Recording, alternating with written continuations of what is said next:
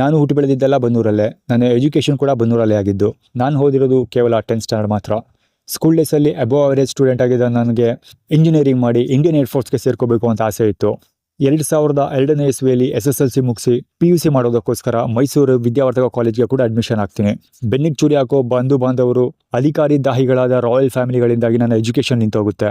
2003, 2004 2 ವರ್ಷ ಸತತವಾಗಿ ಪ್ರಯತ್ನ ಪಟ್ಟರು ನನ್ನ ಕಾಲೇಜ್ ಲೈಫ್ ಸ್ಟಾರ್ಟ್ ಆಗೋದೇ ಇಲ್ಲ. ನನ್ನ ಎಜುಕೇಷನ್ 100% ನಿಂತೋಗುತ್ತೆ. ಆ ಸಮಯದಲ್ಲಿ ನನಗೊಂದು ಎದುರಾಳಿ ತಂಡ ಇದೆ ಅನ್ನೋದನ್ನ ಅರ್ಥ ಮಾಡ್ಕೊಳ್ಳೋದ್ರಲ್ಲಿ ವಿಫಲ ಆಗಿದ್ದ ನಾನು ಅವರನ್ನು ನಮ್ಮ ಎಜುಕೇಷನ್ ಹಾಳು ಮಾಡ್ಕೊಂಡಿದ್ದು ಅಲ್ಲದೆ, ಅವರ ಹೇಳಿದ್ದ ಮಾತನ್ನ ಕೇಳಿಕೊಂಡು ಅವರ ತೋರಿಸಿದ್ದ ದಾರಿಯಲ್ಲೇ ಹೋಗಿ ಬನ್ನೂರ್ ಕಿಯೋನಿಕ್ಸ್ ಕಂಪ್ಯೂಟರ್ ಸೆಂಟರಲ್ಲಿ ಕಂಪ್ಯೂಟರ್ ಸ್ಕಿಲ್ಸ್ ಕಲಿಯೋದಕ್ಕಿಂತ ಮುಂಚೆನೇ ಡೇಟಾ ಎಂಟ್ರಿ ಆಪರೇಟರ್ ಆಗಿ ನನ್ನ ಪ್ರೊಫೆಷನಲ್ ಲೈಫನ್ನು ಸ್ಟಾರ್ಟ್ ಮಾಡ್ತೀನಿ. ಬೆಳಿಗ್ಗೆ 7 ಗಂಟೆಯಿಂದ ಸಾಯಂಕಾಲ 7 ಗಂಟೆವರೆಗೆ ವರ್ಕಿಂಗ್ ಅವರ್ಸ್ ಇತ್ತು. ವಾರದ 7 ದಿನ ಕೆಲಸ ಮಾಡಬೇಕಾಗಿ ಬರ್ತಿತ್ತು. First month 500 rupees